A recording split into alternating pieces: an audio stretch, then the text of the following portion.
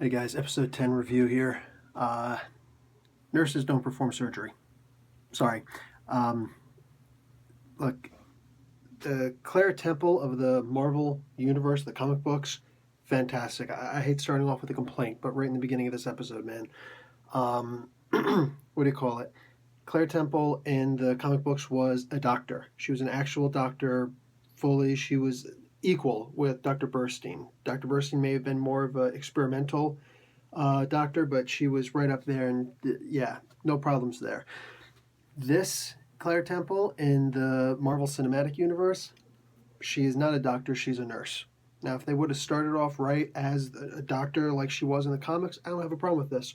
But suggesting that just a nurse is going to perform surgery, if she had some military combat experience in the past, okay, I get it. If they would do some kind of an explanation, okay, I get it. But pulling shrapnel out of somebody and all the theoretical ideas that she has and things like that, sorry, I've got an RN in my family.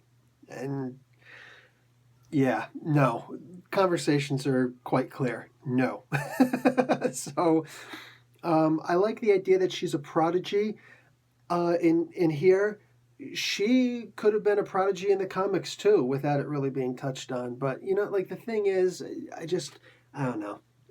Sorry, minor complaint, I guess. Claire should have been a doctor from the beginning, and rather than just being born gifted, I'd rather her have actually been a badass who worked hard her whole life, and she was an expert in her field, and that that would have made me a little happier. But the social commentary in this issue is off the hook. The gun laws and things like that. Yeah, wow. Spreading the fear. Have you guys ever seen Zootopia?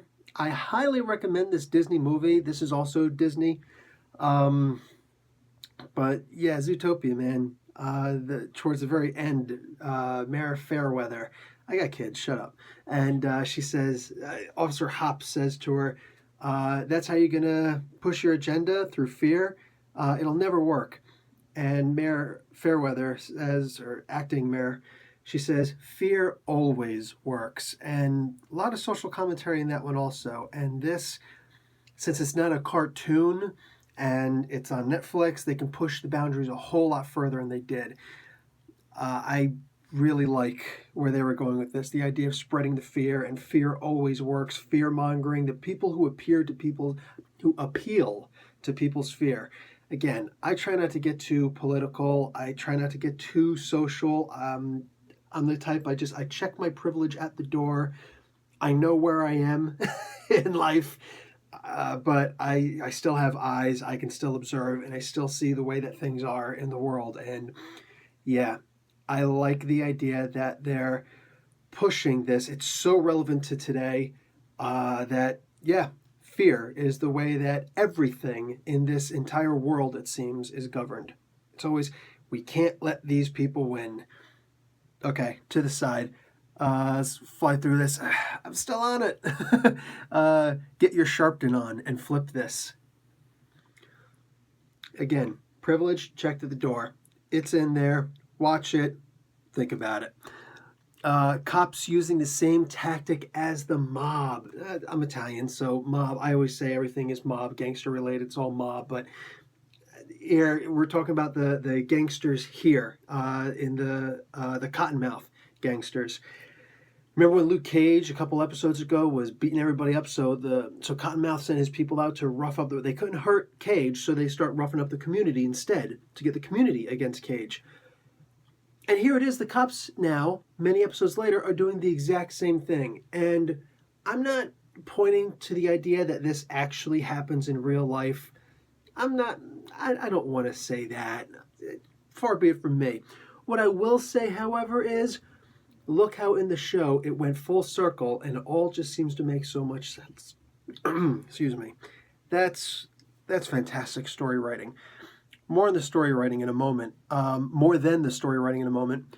But Riva was scum. Wow, that's a huge change from the comics. Huge change.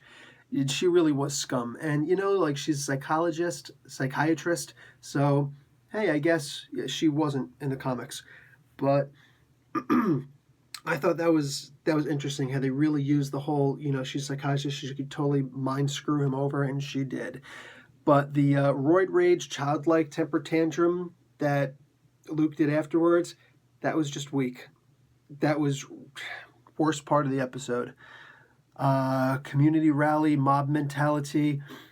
First, let me throw out, I like that Spanish Harlem is being represented here, although it's very lightly touched. A lot of people don't realize Spanish Harlem. Sometimes they'll hear the word and okay, whatever, but if you've never been to Harlem, you don't know that there's a huge Spanish community there. It's nice that it was at least acknowledged.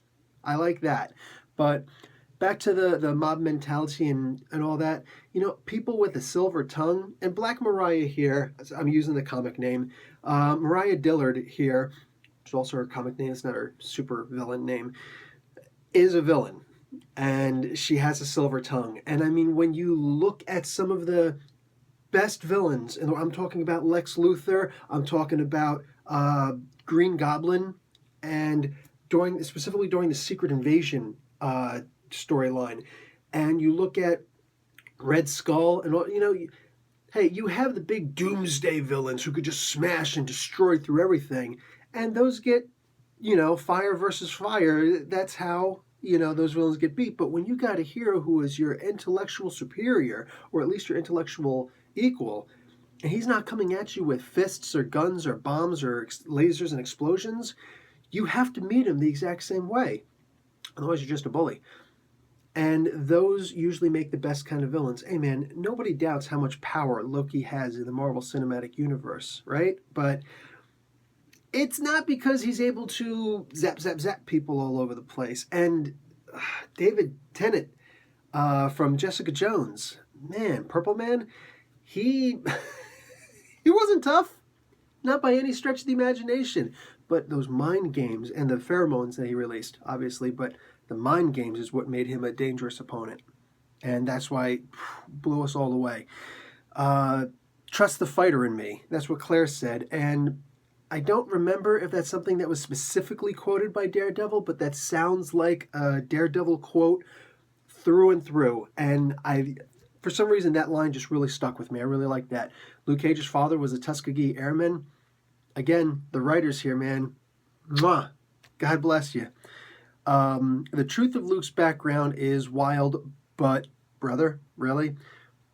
It's not his brother in the comics, and he was resolved fairly quickly, but I guess that, it's cool they're doing some things. It's annoying that they got the whole soap opera-esque thing going on. I mean, realistically, like, oh, this guy's my long-lost brother, and oh my God, these people are having a passionate love affair here, and oh no, this person was actually a skank who was mind manipulating me, and the only thing we're missing is someone who's in a coma, and then we've got a full-blown General Hospital episode.